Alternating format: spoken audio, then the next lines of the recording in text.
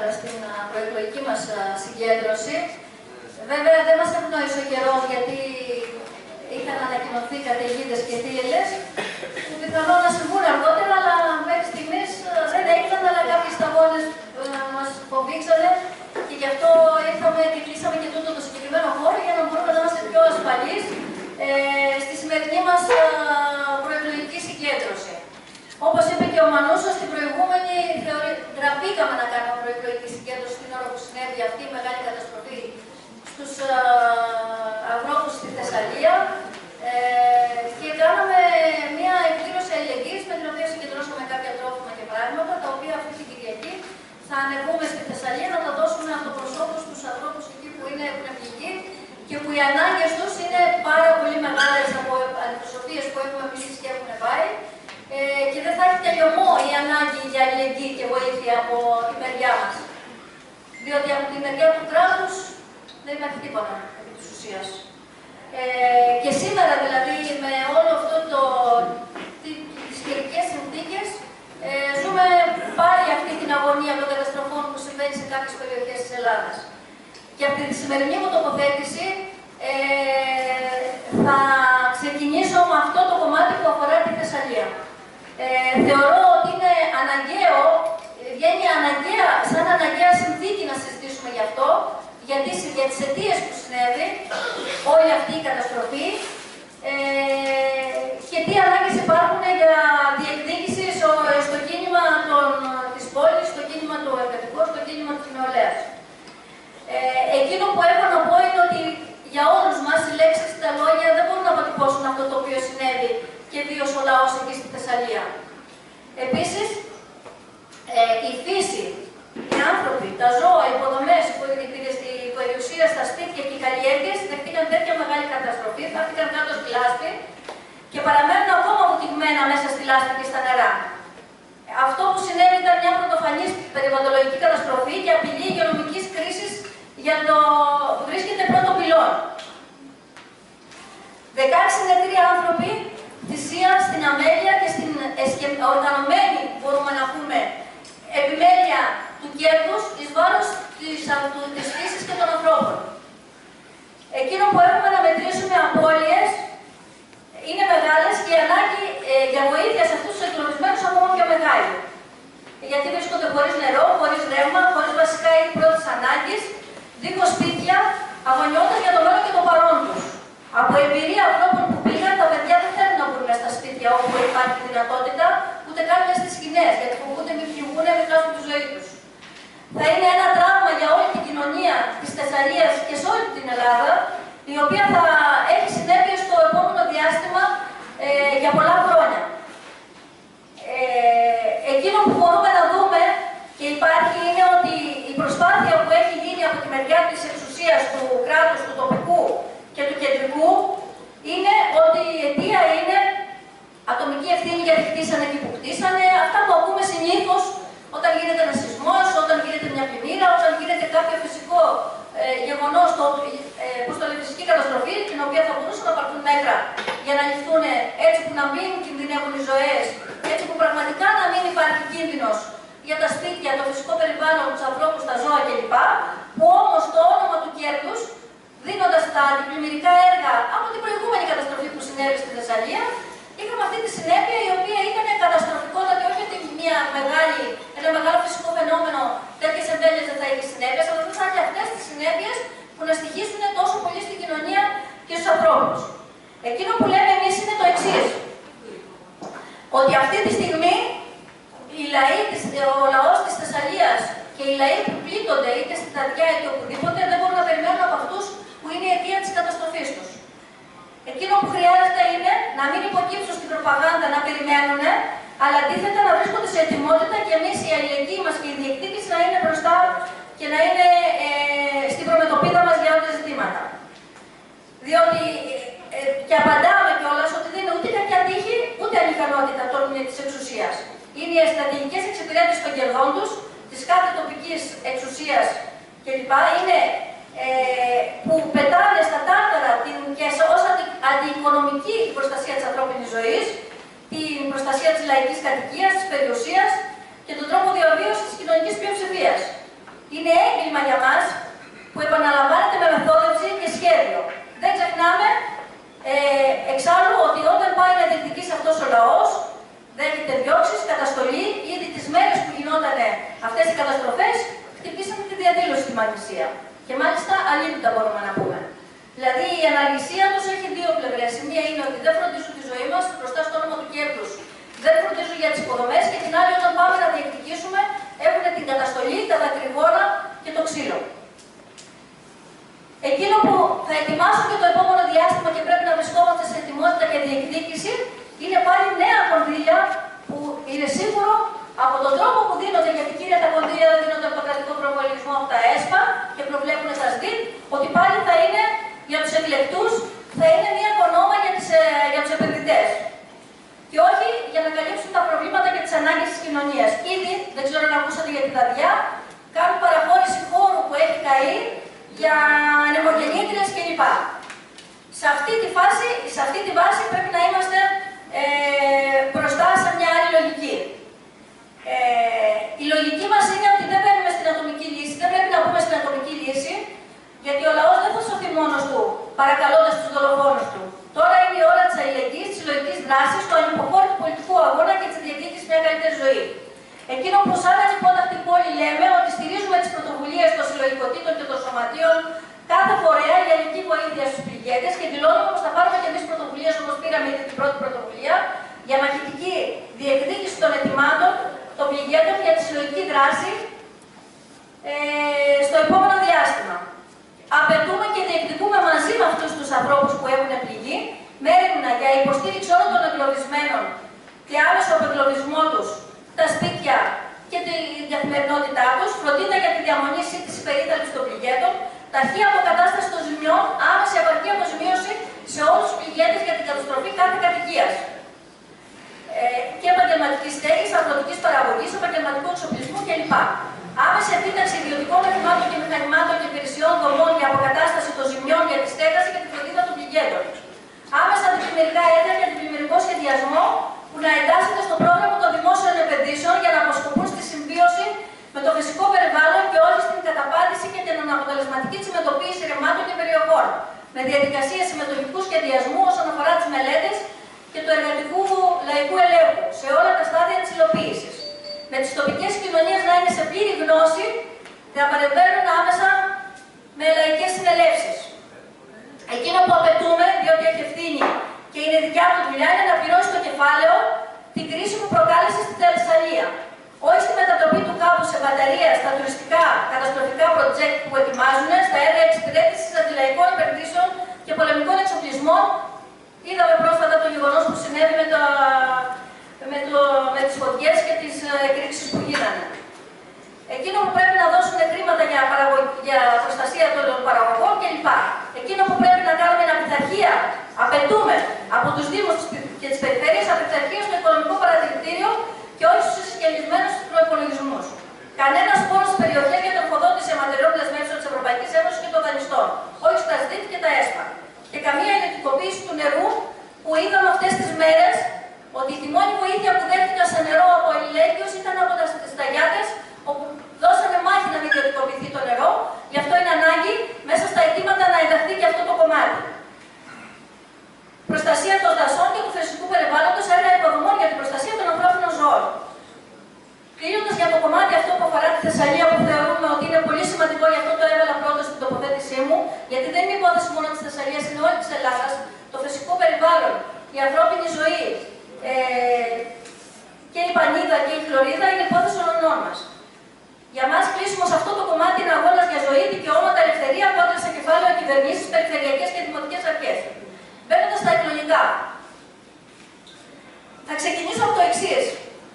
Αν δείτε όλους τους συνδυασμούς που κατεβαίνουν, εκτός από εμάς και άλλους ένας συνδυασμός, όλοι δηλώνουν ανεξάρτητοι. Τώρα, πώς είναι το γνωστό παραμύθι για να κοροϊδεύσουν τον κόσμο ότι εμείς δεν ανήκουμε κάπου, καλλιεργώντας βέβαια όχι στην κομματικοποίηση, η κομματικοποιημένη πλήρως, διότι είναι κομματικοποιημένη, και όταν εννοούμε εμείς κομματικοποίηση, λέμε το εξής, ότι αυτή είναι κομματικοποιημένη με τα ιδιωτικά συμφέροντα, ενώ εμείς είμαστε ταγμένοι, ναι, έχουμε χρώμα, είμαστε ταγμένοι με τα λαϊκά εργατικά συμφέροντα και τα συμφέροντα της νεολαίας.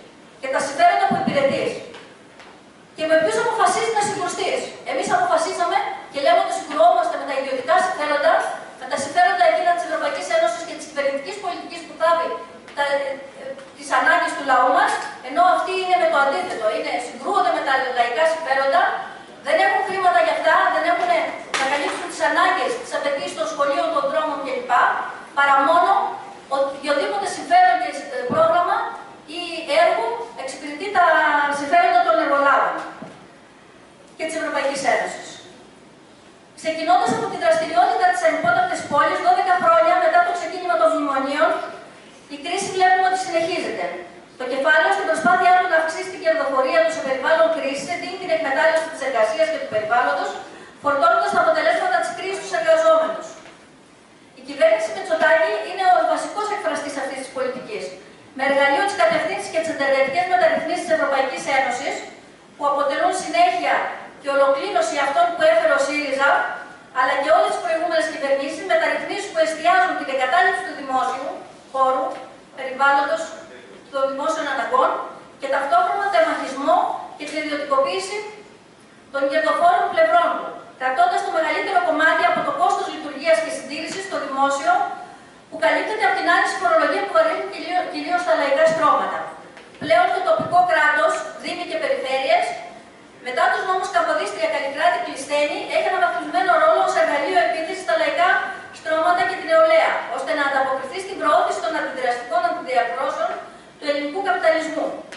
Επιλογή τους, δήμοι και περιφέρειες να λειτουργήσουν ως μοχλός για την εμπορευματοποίηση και ιδιωτικοποίηση των κοινωνικών υπηρεσιών, κάλυψη των αναγκών των εργαζόμενων. 4 χρόνια ζούμε στο Δήμο, το Δήμο μας, σε ρόλο εργαλείο της κυβέρνησης Μητσοτάκη για την προώθηση της επίθεσης στα λαϊκά στρώματα και της δημιουργίας Δήμου επιχειρήσεις με έργα βιτρίνας, και αυτά επιλεκτικά, με απευθείας αναθέσεις και το γνωστό σε όλους μας, τα γνωστά σκάνδαλα ωφέλεια των ημετέρων της διοίκησης του Δήμου μας. 4 χρόνια διοίκηση Τσίρμπα, 4 χρόνια εξασφαλισμένη συνένεση μέσα στο Δημοτικό Συμβούλιο, όχι μόνο από τη συμπολίτευση, αλλά σε πολλές περιπτώσεις και από παρατάξεις που υποτίθεται ότι είναι αντιπολίτευση. 4 χρόνια η υπόταχτη πόλη προσπαθεί να μεταφέρει τη φωνή των κινημάτων, τη φωνή των ανθρώπων της δουλειάς, των ανέργων, της νεολαίας μέσα στο Δημοτικό Συμβούλιο. Η πολιτική που υπηρετεί 4 χρόνια η διοίκηση Τσίρμπα είναι η εφαρμογή των επιλογών της κυβέρνησης και της Ευρωπαϊκής Ένωσης. Και οι γυαλατζοί, όπως λέμε, αντιπολιτευόμενοι, δεν ξοδεύουν πολύ από αυτές τις πολιτικές. Αντίδραση η αντιπολίτευση σε δευτερεύοντα ζητήματα και στη βάση ότι αυτές τις πολιτικές επιλογές που κάνει η διοίκηση θα τις διαχειρίζουν καλύτερα. Χαρακτηριστικό είναι το σκάνδαλο των αναθέσεων, που αντί να στραφεί ενάντια στη διοίκηση της Τσίρμπα, στράφηκε ενάντια στην αντιπολίτευση, διότι δεν διαφορούσαν με την πολιτική των αναθέσεων, αλλά πώς θα το έκαναν αυτοί οι πιο τίμια τις αναθέσεις. Θα τη λέγανε καλύτερους δηλαδή επιχειρηματίες. Ή τη συμβάση ορισμένου χρόνου των εργαζόμενων του Δήμου, που είναι το 50%. Δεν τολμούν να αντιπροτείνουν κάτι, την σταθερή και μόνιμη εργασία, διότι αφού αποδέχονται τα ΕΣΠΑ, είναι αυτονόητες οι εργασιακές σχέσεις ορισμένου χρόνου. Και η λαϊκή συσπήρωση παράταξη του ΚΚΕ μόνο στα λόγια αντιπολιτεύεται σε αυτά τα σημεία. Καμία προσπάθεια οργάνωσης αγώνα για τα τοπικά. Τα ζητήματα τα οποία είναι σοβαρά στην περιοχή μας και συνδέονται και με το πρώτο ζήτημα που έθεσα, το ζήτημα των πλημμυρών, είναι το χωροταξικό και αντιπλημμυρικό σχέδιο της πόλης. Στην περιοχή μας έχουμε πάρα πολλά ρέματα. Όσοι είμαστε παλιοί κάτοικοι ξέρουμε ότι ήταν τουλάχιστον 13 ρέματα στην περιοχή, από τα οποία έχουν μείνει αδιεύθυντα η πλειοψηφία των ρεμάτων. Κύρια δηλαδή τα πιο σοβαρά, τα οποία δημιουργούν τις μεγαλύτερες πλημμύρες, είναι τα 5 ρέματα που έχει ο Άνταλος, το οποίο εντάχθηκε στο σχέδιο, απομυζάνουν τον κόσμο με τις εισφορές γης, αλλά τα ρέματα μπαίνουν σε εκκρεμότητα. Το βασικό ζήτημα είναι που δεν γίνεται αυτό, είναι γιατί δεν ολοκληρώνει το σχέδιο πόλης.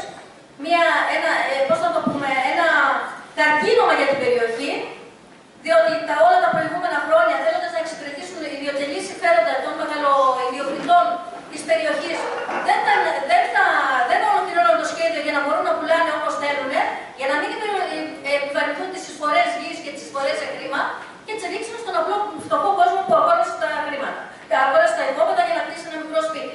Το βασικότερο όμως ζήτημα είναι ότι σε αυτή τη διαδικασία που δεν διευθετούν και δεν ολοκληρώνουν το σχέδιο, όπως στον Άγιο Τρίφωνα, αφού καταλήγουν τα ρέματα και φτάνουν στο ρέμα της Εσκατιάς, είναι ότι όσο δεν ολοκληρώνουν το σχέδιο, δεν διευθετούνται τα ρέματα. Και γίνονται επιμέρους πράξεις εφαρμογής από τους πολίτες, οι οποίοι επιβαρύνονται για την πράξη εφαρμογής, πληρώνουν για τις εισφορές από πάνω και δεν διευθετούνται τα ρέματα. Δεν ξέρω αν ακούσατε αυτές τις μέρες αυτούς τους ειδικούς που μιλούσαν, έλεγαν ότι η διευθέτηση των ρεμάτων προηγείται των σχεδίων πόλης για να μπορεί πραγματικά να υπάρξει σοβαρή προστασία. Εμείς εδώ που βρισκόμαστε στην περιοχή, δυστυχώς το πρώτο πρόβλημα που θα έπρεπε να λύσει μια πόλη, δέον ότι στην πλάτη μας έχουμε και ένα νεκρό πριν από κάποια χρόνια, τότε με τις μεγάλες πλημμύρες στο Καματερό, που πλημμύρισε όλους ο Άτολος, ο Άγιος Τρίφωνας, το Γεροβουνό και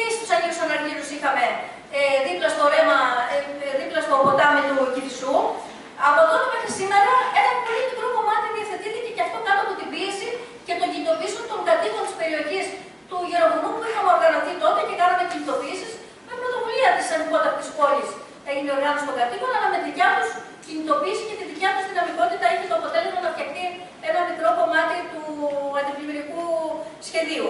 Αυτή τη στιγμή βλέπουμε να γίνονται ένα σωρό άλλα πράγματα, έργα βιτρίνας, τα οποία είναι πάρα πολλά εκατομμύρια, που με τα μισά από αυτά να διαθέτανε θα έχει ολοκληρωθεί η διαθέτηση των ρημάτων και αυτή τη στιγμή δεν θα βρισκόμαστε στη θέση να φοβόμαστε ότι αν συμβεί μια σοβαρή πλημμύρα, που όπως λέει ο Βαλαβίλιας θα πολλαπλασιαστεί η ποσότητα του νερού, ότι δεν θα έχουμε ανάλογες συνέπειες και στη δικιά μας την περιοχή, εκεί που τα ρεύματα περνάνε. Αυτό είναι ένα μεγάλο κομμάτι, το οποίο είναι κομμάτι διεκδίκησης που πρέπει να μπει σε προτεραιότητα, σαν επόμενο άμεσο ζήτημα διεκδίκησης των κατοίκων της περιοχής και σε αυτό πρέπει να συμβάλλουμε στην οργάνωσή τους. Ένα μεγάλο κομμάτι των προβλημάτων που αντιμετωπίζει η πόλη μας είναι η έλλειψη εργαζόμενων στο Δήμο.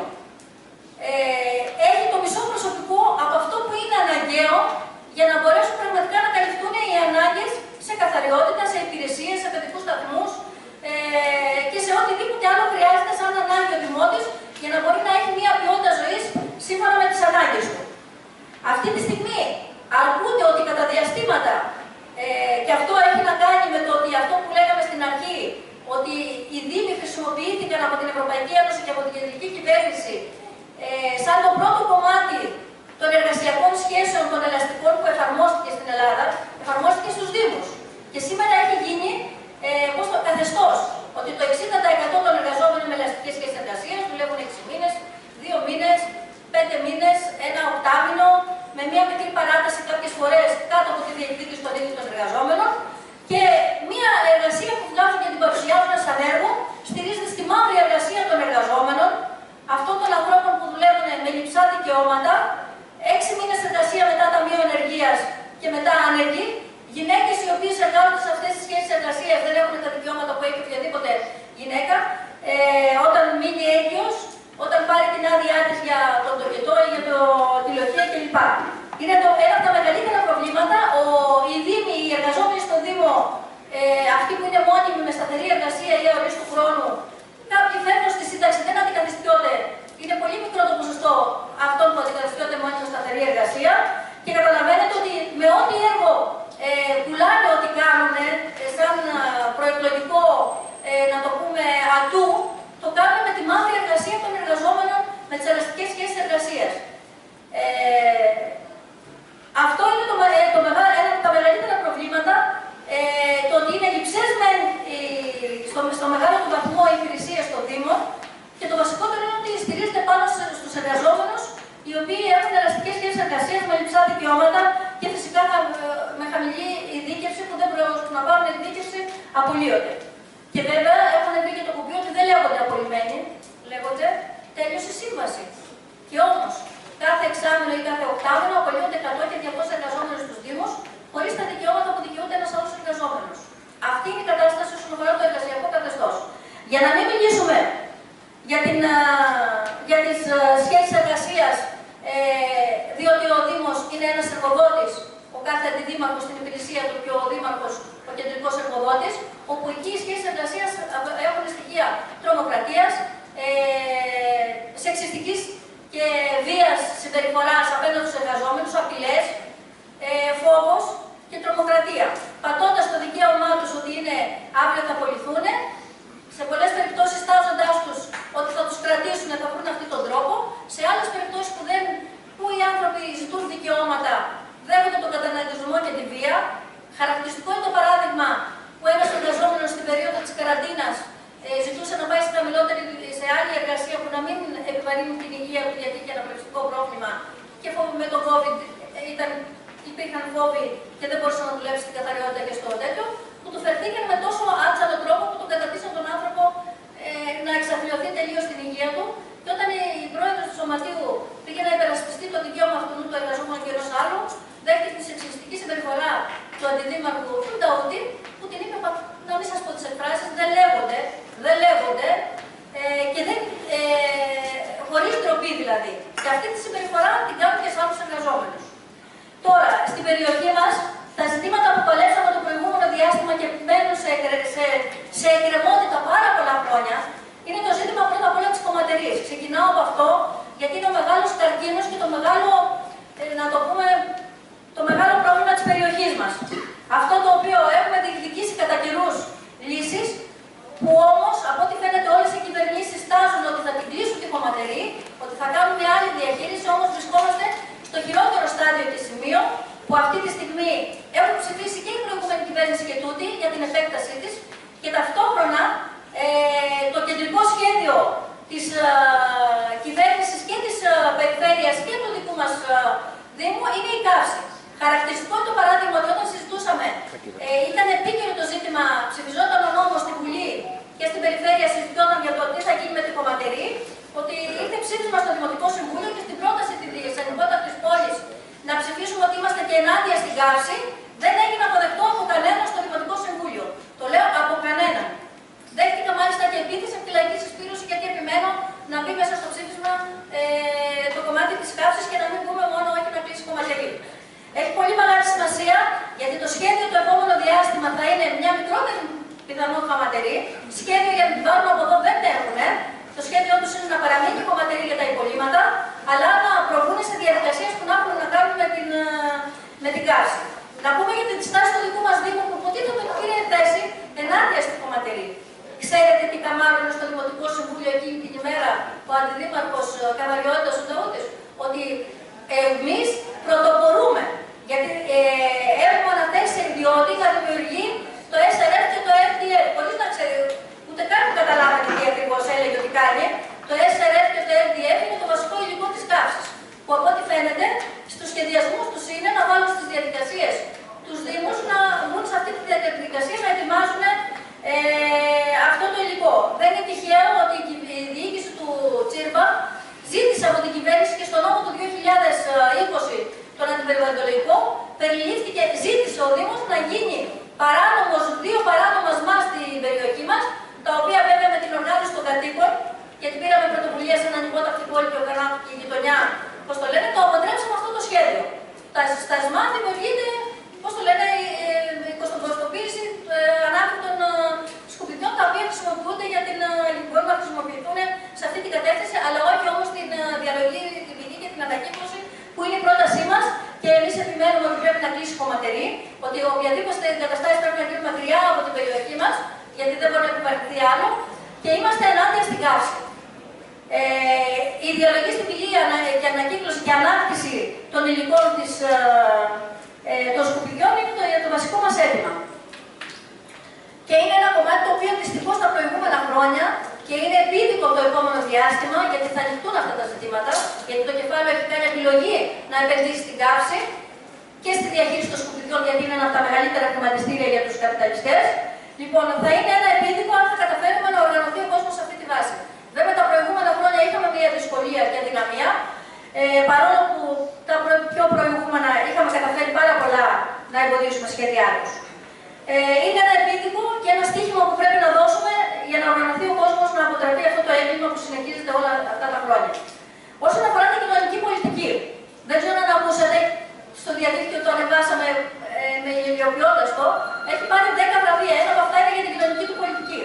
Κοινωνική πολιτική βέβαια, που στην περίοδο του Καύσωνα είχαμε ένα θύμα. Ένας άνθρωπος έχασε τη ζωή του, γιατί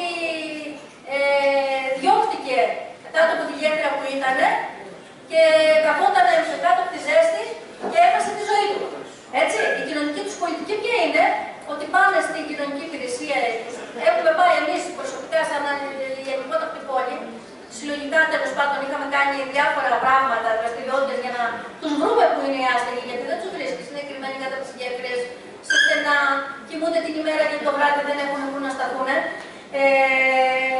Και τους πηγαίνουμε στην κοινωνική υπηρεσία και οι άνθρωποι κάνουν κάθε προσπάθεια να τους βοηθήσουν, δεν τα βάζουν με τους εργαζόμενους, αλλά δεν υπάρχει καμία υποδομή για να τους δεχτεί. Τους στέλνουν στο Δήμο Αθήνας που δεν πάει κανένας, γιατί εκεί οι συνθήκες είναι άθλιες, αθλιότατες μπορούμε να πούμε.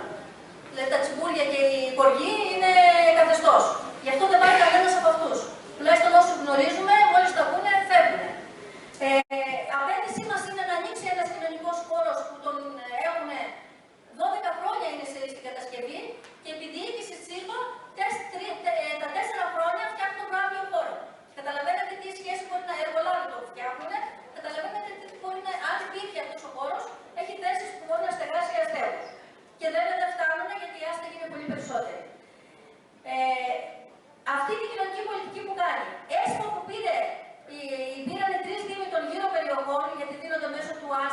αναπτυξιακούς συνδέσμου, δεν περνάνε τα προγράμματα που έχουν να κάνουν την κοινωνική πολιτική μέσα από τους Δήμους. Τα ΕΣΠΑ έχουν φτιάξει διάφορους επενδυτικούς οργανισμούς, όπως είναι η εταιρεία αναπτυξιακή του Δήμου. Έχουν φτιάξει για τη Δυτική Αθήνα τον ΑΣΔΑ, έτσι ονομάζεται, ο οποίος τα διαχειρίζεται αυτός και τα έδωσε σε 2 ιδιωτικές εταιρείες 1 εκατομμύριο ευρώ. Όλοι σας μπορείτε να βάλετε με το νου σας, με 1 εκατομμύριο ευρώ αν δινόταν στους αστέγους και στους ανθρώπους που έχουν πραγματική ανάγκη, στις κακοποιημένες γυναίκες κλπ. Γιατί σε αυτές τις ομάδες δίνονται οι Ρωμά που έχουμε τέτοιους στην περιοχή, πόσα ζητήματα θα μπορούσαν να είχαν λύσει με αυτό το 1 εκατομμύριο. Και όμως δοθήκαν σε 2 ιδιωτικές εταιρείες, Κινσέβο όπως ονομάζονται, και το μόνο που κάνανε, στεγάσανε, για την ακρίβεια είχαμε 6 αστέγους εδώ, στην περιοχή, η οποία δώσαμε κι εμείς μάχη για να στεγαστούν σε ένα συγκεκριμένο χώρο εδώ στην περιοχή, ο οποίος δεν είναι κατάλληλος, αλλά όμως προσωρινά τους δίνει μια λύση. Πήγανε στους ιδιώτες. Όλα τα προγράμματα δίνονται με άσχημα και πάνω σε αυτή την κατεύθυνση. Όσον αφορά τώρα το κομμάτι του περιβάλλοντος, εκείνο που έχουμε να πούμε, ενώ Καμαρώνει, τον είδατε προχθές ότι με μάλλον στο διαδίκτυο ότι θα βάλει πόσα 120 δέντρα στους δρόμους που έχει φτιάξει τους κεντρικούς δρόμους. Όμως έχουμε στην περιοχή μας ένα παρκάκι στην Αλαμάνας, στον Άγιο Νικόλαο, το οποίο με τη σύμπνοια του Δήμου άνοιξε τον δρόμο για να πάει ο ιδιώτης να κόψει 6 μεγάλα δέντρα, 40 ετών δέντρα. Λοιπόν, και παράνομα πήγαινε να ανοίξει τον δρόμο για να κόψει το πάρκο. Αυτή τη στιγμή αυτό το πάρκο το διεκδικεί ο ιδιώτης και έχουν περάσει 2 χρόνια και 4 μήνες και δεν έχει κάνει αγωγή ενάντια στους ιδιώτες. Αντίθετα, το μόνο που κάνει είναι γεωμετρική αλλαγή του χώρου για να ευνοήσει κάποιους άλλους ιδιοκτήτες από κάτω και να μεγαλώσει τον δρόμο, να τον βάλει μέσα στο πάρκο και να χαθεί όλο το πάρκο. Αυτή είναι η στάση τους απέναντι στο δημόσιο χώρο. Να μην πούμε για το πάρκο Τρίτσι, όπου υποτίθεται ότι υπάρχει και στο Δημοτικό Συμβούλιο μία απόφαση από την πίεση των κατοίκων και τη συνέλευση του πάρκου των κατοίκων, που όμως σε όλα τα ραντεβού του Πατούλη και τους σχεδιασμούς που έχει για ιδιωτικοποίηση του πάρκου, βρίσκεται εκεί ο Δήμαρχος και κάνει χαιρετισμούς. Όταν είσαι με κάτι ενάντια, είσαι ενάντια. Δεν λες όχι για να σε ακούσει ο κάτοικος και να λέει και να μην καταλαβαίνει αλλά στα σχέδια. Διεκδικείς να είσαι και εσύ στο σχεδιασμό του Πατούλη για την ιδιωτικοποίηση και το ξεπούλημα του πάρκου σε ιδιώτες. Ένα μεγάλο ζήτημα όσον αφορά στο δημόσιο χώρο είναι η χώρη του ΟΣΕ. Δεν ξέρω αν είδατε, πριν από 2 χρόνια, σε όλο το διαδίκτυο, στις εφημερίδες, παραχώρησε στο Δήμο Αγίων Αναργύρων τον χώρο του ΟΣΕ. Δεν παραχωρήθηκαν οι χώροι. Αντίθετα, αποδέχτηκε με ένα συμφωνητικό να νοικιάσει τους χώρους του ΟΣΕ, οι οποίοι ανήκανε στο Δήμο Αγίων Αναργύρων και παραχωρήθηκαν για κοινωνικές ανάγκες που ήταν η δημιουργία του σιδηρόδρομου όλα τα προηγούμενα χρόνια. Και τώρα που ο σιδηρόδρομος δεν δουλεύει, κανονικά θα πρέπει να ξαναγυρίσουν εκεί που, στον τόπο, στο Δήμο, για να χρησιμοποιηθεί για τις ανάγκες των κατοίκων της περιοχής. Για πράσινο, αθλητικούς χώρους κλπ.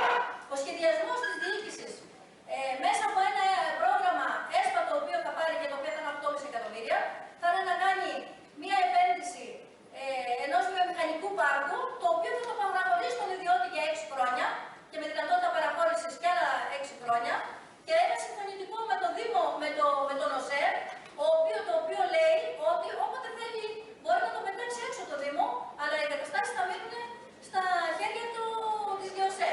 Και μπορεί και οποιοδήποτε λόγο. Και το βασικότερο και πιο ενοχικό μπορούμε να πούμε και δείχνει τι διοίκηση είναι, ότι δεν είναι με τα συμφέροντα και τις ανάγκες του λαού, αλλά αντίθετα των ιδιωτών, εξυπηρέτηση των ιδιωτών και των επιχειρηματιών, είναι ότι υπέγραψε χαρτί ότι θα νομιμοποιήσει όποιο παράνομο κτίριο έχουν οι συγκεκριμένοι χώροι και ότι δεν θα ξαναδιεκδικήσει ποτέ ο Δήμος αυτούς τους χώρους.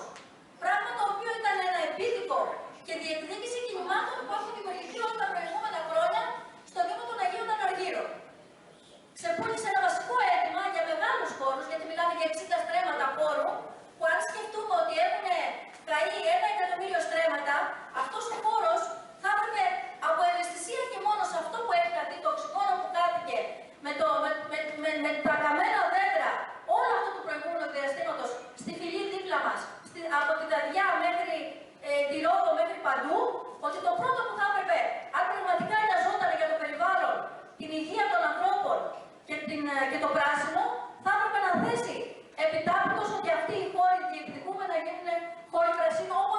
προηγούμενα χρόνια για να ξέρουμε ιστορικά, όλοι αυτοί οι χώροι που έχουν γίνει οι γραμμές του τρένου, που είναι εγκαταστάσεις, που είναι το Δημαρχείο των Αγίων Αναργύρων, που είναι η πλατεία των Αγίων Αναργύρων, ήταν χώροι του Πάρκου Τρίτσι. Που όμως κατά καιρούς το Υπουργείο Γεωργίας το παραπονούσε λίγο στον έναν, λίγο στον άλλον, κόβανε δέντρα για να φτιάξουν εγκαταστάσεις και είναι στην κατάσταση που βρίσκεται. Αυτή την ανάγκη πώς την ξεπουλάει? 150.000 το χρόνο δίνει ενίκιο στη Γεωσέρ και αφήνει δημόσιους χώρους άλλους, όπως το τελευταίο Δημοτικό Συμβούλιο που έγινε πριν να κλείσει το Δημοτικό Συμβούλιο για τις εκλογές, όπου χαθήκαν δύο χώροι, ο ένας έκανε 120.000 και ο άλλος έκανε 37.000. Με το ενίκιο ενός χρόνου θα εξασφαλίσαμε τουλάχιστον ένα στρέμμα δημόσιου χώρου. Και θα έπρεπε κανονικά να κάνει, πώς το λένε, στο συγκεκριμένο χώρο να κάνει κατάληψη και να το παραδώσει στην υπηρεσία του λαού της περιοχής και όχι να επενδύει για λογαριασμό ιδιωτών που θα το έχουν και θα το καπηλεύονται και που φτιάχνοντας εμπορικά κέντρα μέσα εκεί θα κλείσουν όλα τα καταστήματα. Ήδη κλείνουν τα μισά, είναι κλειστά και τα υπόλοιπα θα τα ρημάξουν. Όσον αφορά το πώς εξυπηρετεί τους ιδιώτες, ο Δήμος Αγίων Αναργύρων λέει ότι κάνει ανακύκλωση. Διαφημίστηκε, ήρθε ο Παυλόπουλος, ήρθε ο Ρουβάς, ήρθαν τόσοι παράγοντες για να εγκαινιάσουν την ανταποδοτική ανακύκλωση από την προηγούμενη διοίκηση, αλλά και τούτη συνεχίζει το ίδιο έργο. Τους παραχώρησαν στους ιδιώτες, αυτό σημαίνει για αυτούς ανακύκλωση. Δεν έχει δικαίωμα το δημόσιο να κάνει ανακύκλωση με βάση τον νόμο. Παραχώρησαν 3 στρέμματα και κάτι παραπάνω στον ιδιώτη. Έναν ιδιώτη επιχειρηματία, ο οποίος ήταν ένας απατεώνας και μισός, που έχει πάει 8 φορές στο Συμβούλιο Επικρατείας για να ξαναπάρει πίσω την άδειά του, αλλά με τις πλάτες του Μαξίμου, διότι έχει επένδυση στα σκουπίδια η οικογένεια Μπακογιάννη, και δεν το λέω σε προσωπικό επίπεδο, είναι το επιχειρηματικό του ενδιαφέρον. Διότι αυτό στηρίζει αυτή την επιχείρηση και γι' αυτό, για να λέμε και κάπως τα πράγματα σε περιφερειακό επίπεδο, ο Πατούλης είναι με την ΕΕΑ, ο Μαξίμου είναι με την ανταποδοτική ανακύκλωση, γι' αυτό σε αυτή δώσαμε τη δουλειά της ανακύκλωσης που θα μπορούσε να την έκανε ο Δήμος και να είναι όφελος και για την κοινωνία, γιατί όλοι μας ξέρουμε πως κάνουν οι ιδιώτες την ανακύκλωση. Πόσες φορές καήκανε? 20 εργοστάσια ανακύκλωσης, εργοστάσια αποθήκης είναι, γιατί δεν κάνουν ανακύκλωση επί της ουσίας, καήκανε τα τελευταία 9 χρόνια. Τα μαζεύουνε, παίρνουν την επιδότηση της Ευρωπαϊκής Ένωσης, οι ιδιώτες, δεν τα δώσουν για να κάνει υποδομές, και στο τέλος τα καίνε και καταστρέφουν χειρότερα την υγεία μας, διότι όταν καίγεται το πλαστικό, το χαρτί κτλ., δημιουργούν περισσότερη μόλις στο περιβάλλον. Κλείνοντας, εκείνο που θέλω να πω είναι τα βασικότερα ζητήματα υποχρηματοδότηση των Δήμων, που σήμερα όλα τα έργα γίνονται με ΕΣΠΑ, που προϋπόθεση δεν γίνονται τυχαία, ο κρατικός προϋπολογισμός μειώνεται όλο και περισσότερο, γι' αυτό μειώνεται και το προσωπικό το μόνιμο και σταθερό και μεγαλώνει το άλλο, προσωπικό το οποίο είναι ευκαιριακό και δεν είναι όλο τον χρόνο. Γίνεται μέσω των ΕΣΠΑ, τα οποία προγράμματα είναι επιλεγμένα, δεν είναι σύμφωνα με τις ανάγκες, δεν επιλέγει ο Δήμος, δεν έχουμε αυτοδιοίκηση τοπική. Έχουμε επιλεγμένο πρόγραμμα που σου λέει: εγώ εκεί θέλω να επενδύσω, γιατί το κεφάλαιο αυτό θέλει να πουλήσει, εκεί θέλει να επενδύσω η μεγάλο εργολάβη, εκεί θέλει να επενδύσουν επιχειρηματίες. Έτσι γίνεται. Εμείς θεωρούμε και παλεύουμε ότι πρέπει η χρηματοδότηση από τον κρατικό προπολογισμό να καταργηθούν τα αποδοτικά τέλη που όλες οι υπηρεσίες του Δήμου κοντεύουν να γίνουν αποδοτικές. Όσο έρχονται μέσα από ΕΣΠΑ οι υπηρεσίες και καλύπτονται, θα μπαίνουν ανταποδοτικά τέλη. Μην νομίζετε ότι φτιάχνοντας τους κεντρικούς δρόμους και αφήνοντας χώρους για στάθμευση, ότι δεν θα έρθει και ο μετρητής που θα λέει ότι σταθμεύεις βάλε. Ήδη ετοιμάζουν δημοτική αστυνομία, η οποία με βάση την νομοθεσία έχει τα ίδια δικαιώματα με την άλλη αστυνομία κλπ. Να μην αναφερθώ περισσότερο, γιατί δεν θα το τραβήξω περισσότερο. Σημασία έχει ότι σαν ανοιχτό από την πόλη, θεωρούμε ότι αυτή δεν είναι φιλολαϊκή πολιτική, αλλά αντίθετα είναι πολιτική η οποία εξυπηρετεί συμφέροντα οικονομικά και εργολάβους. Με βάση αυτές τις ανάγκες γίνονται και τις ανάγκες του λαού. Θεωρούμε ότι αν ήθελαν να κάνουν μια άλλη πολιτική, χρειάζεται σύγκρουση με την κεντρική πολιτική της κυβέρνησης του κεφαλαίου και της Ευρωπαϊκής Ένωσης και όλων αυτών των προγραμμάτων. Και εμείς λέμε ότι αυτό δεν μπορεί να γίνει με μια τέτοια διοίκηση, με ένα καλλικράτη και με ένα τέτοιο καλοπονομευτικό νόμο που λαιλατεί στα μικρά κόμματα όπως εμάς, με μικρές παρατάξεις όπως εμάς, και κλέβει τους ψήφους για να μπορεί να έχει πλειοψηφία, μία μικρή μειοψηφία, γιατί η συχνή μειοψηφία είναι αυτή η διοίκηση. 21% είχε πάρει στις εκλογές και πήρε πήρε το Δήμο. Βάζοντας βέβαια τις διάφορες επιτροπές, τις οποίες τις καταργούν, τώρα δεν τις χρειάζονται, αλλάξαν τον εκλογικό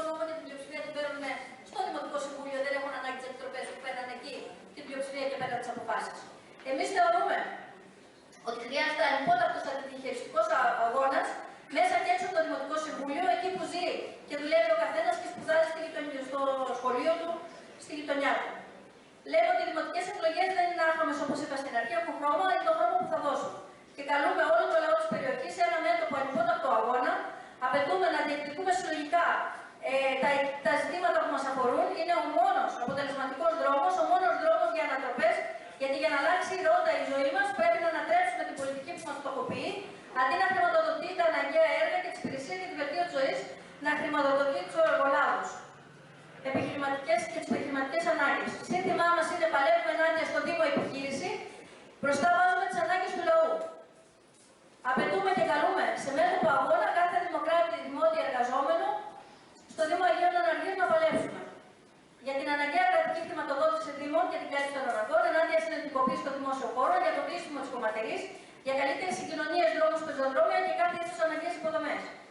Άμεση διαθέτηση των ρεμάτων και των αντιπλημμυρικών, αντιπυρική προστασία του ποικίλου όρους, προστασία των σπιτιών και των κατοίκων της παρυφές, αναβάθμιση και συντήρηση των σχολικών κτηρίων που ακόμα δεν έχουν πάρει πιστοποίηση ότι είναι ούτε οι παιδικές χαρές, ούτε τα σχολεία, ούτε οι παιδικοί σταθμοί, δεν έχουν πάρει πιστοποίηση και έχουν ξεκινήσει τα σχολεία και οι δραστηριότητες στους παιδικούς σταθμούς, για δωρεάν πρόσβαση όλων των κατοίκων σε υπηρεσίες παιδείας, υγείας, αθλητισμού και πολιτισμού, όχι στα ανταποδοτικά τέλη. Πρόσληψη του αναγκαίου προσωπικού που θα καλύψει όλες τις ανάγκες, μείωση των δημοτικών τελών και κατάργησή τους. Για όλους. Άμεσα για τους άνεργους και τους φτωχούς, αλλά θεωρούμε ότι πρέπει να καταργηθούν τελείως. Αναπτύσσουμε αντιφασιστικό, αντιρασιστικό, αντιεθνικιστικό μέτωπο αγώνα, γιατί όλοι βλέπουμε τι γίνεται αυτό το διάστημα, που στηρίζεται για να περάσουν την πολιτική τους, να μας διαχωρίσουν στους μετανάστες, ντόπιους, Έλληνες, μαύρους, λευκούς, Ρωμά κλπ. Κατάργηση όλων των αντιδραστικών και αυταρχικών νομοσχεδίων Καλλικράτη Μητριστέλη, το νόμο Βορύδη Θεοδωρικάκου, απλή ανώδευτη αναλογική στις εκλογές κατά του δημοκρατικού ορίου το 3%. Απαιτούμε και θα παλέψουμε να γίνουν λαϊκές συνελεύσεις στις γειτονιές με αποφασιστικό ρόλο και αρμοδιότητα στις διεκδικήσεις και στις αποφάσεις του Δήμου. Όχι σε αυτούς που παριστάνουν τους σωτήρες, θα βάλουμε τις γειτονιές στα χέρια μας. Όχι στο μαύρο ρουσφέτη, την προσκόλληση σε κάθε τοπική εξουσία και την υποταγή που σέρνεται γύρω μας. Εμείς λέμε πως υπάρχει φως και εμείς αυτό το φως κρατάμε ζωντανό μέχρι να δυναμώσει και να κάνει ένα σκοτάδι φως για όλο το λαό, για την ανατροπή αυτή της πολιτικής για μια άλλη κοινωνία όπου ο λαός